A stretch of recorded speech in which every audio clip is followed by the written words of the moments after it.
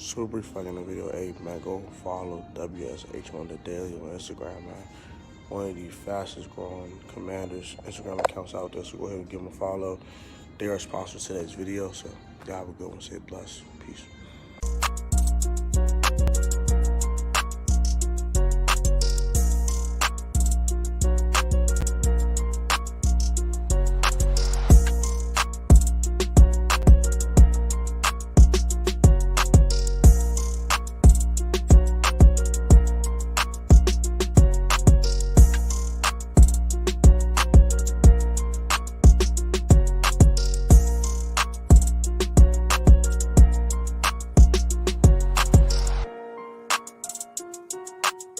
What's up, everybody? It's your boy Protest Sports from the Protest Sports Network. Back with another video for y'all day, man. I want to bless, stay safe, stay healthy.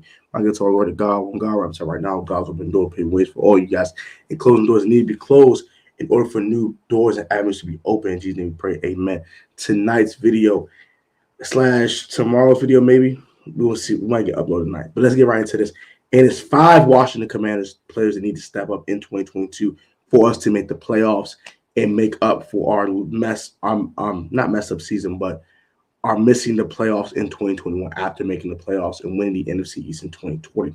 Number 5, let's get straight to this. I'm going to waste some time. Number 5 to me is De'Ami Brown, the sophomore wide receiver out of North Carolina, the third-round pick, the 82nd pick in the 2021 NFL draft.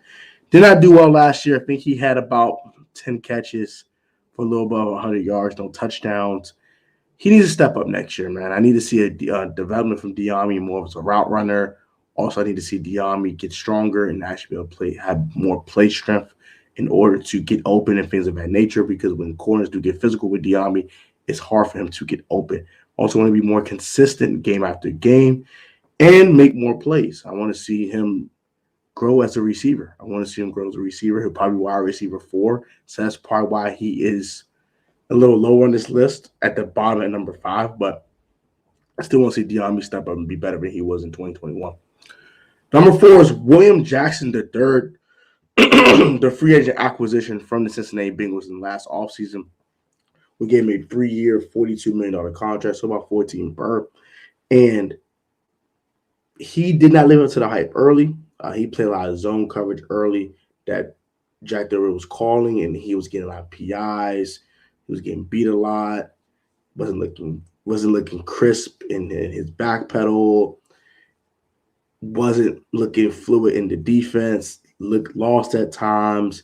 Looking for safety help that wasn't there. A lot of issues early, but as the season went along, he started playing better.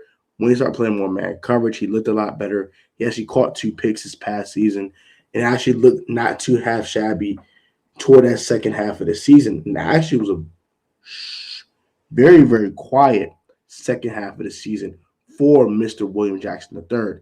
So, all I'm saying is if Will Jack keeps it quiet over there, catch a couple of picks, I'm completely fine with that. I don't wear the throwback Redskins hat, by the way. Shout to the old logo on that. But number 3 on this list is Curtis Samuel, wide receiver that was picked up by the former Carolina Panthers wide receiver that was picked up in the 2021 offseason. 3 years, $33.5 million. So around 11 per, a little more than 11 per. And he was very disappointing. He could not get on the field. He had a groin injury in OTAs, never really recovered from that. He played in week 4, had 4 catches for 19 yards. After that, he tried to play in that Saints game.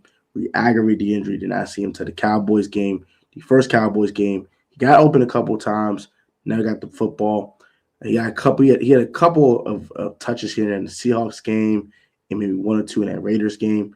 But other than that, Curtis was a complete non-factor last year. So I need to see him be healthy, number 1. Number 2, be more productive with the touch that he does get and just make more plays. I want to see more of Curtis Samuel than I saw from last year. I saw absolutely nothing.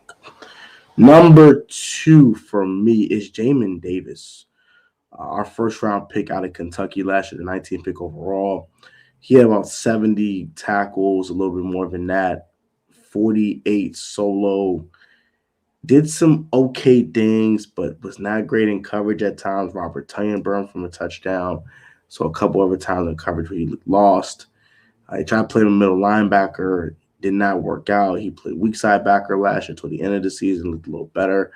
But I got to see a lot more from our first round pick, Jamin Davis, man. I got to see a lot more from him this year, bro.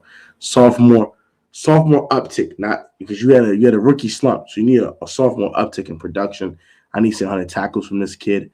I need to see at least an interception. I need to see a forced fumble. I need to see something from this kid that tells me he's going to be impactful for years to come.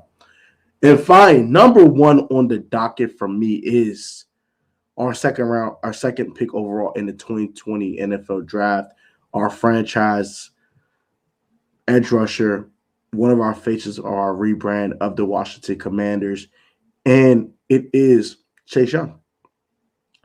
Chase Young had 1.5 sacks. I know he played half a season. He did tear his ACL, but while he was playing, he was not impactful.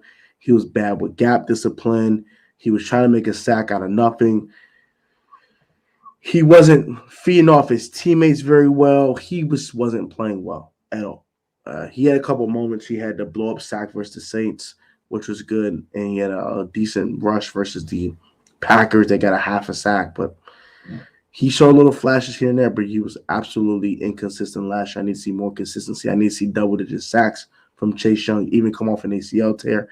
I need to see more pass rushing moves from Chase Young, and I need to see progression and growth from our franchise edge rusher in Chase Young. So those are my 5 Washington Commanders that need to step up in 2022 for us to make the playoffs. What are your 5 Washington Commanders players that need to step up in the comment section down below? Let me know you got to like, comment, subscribe, you got new turn post notifications. Always catch your Protest Sports video at the Protest Sports Network. You guys put God first, it's COVID, or maybe most of the like town sport choice, professional art for today. Sound you for all the like times at this part of dedication, man. Protest fans, we'll always have a great one, guys. I love y'all. Y'all stay safe, stay healthy, and I'll catch you guys next video. Peace, love, and blessings. I'm out of here, bro.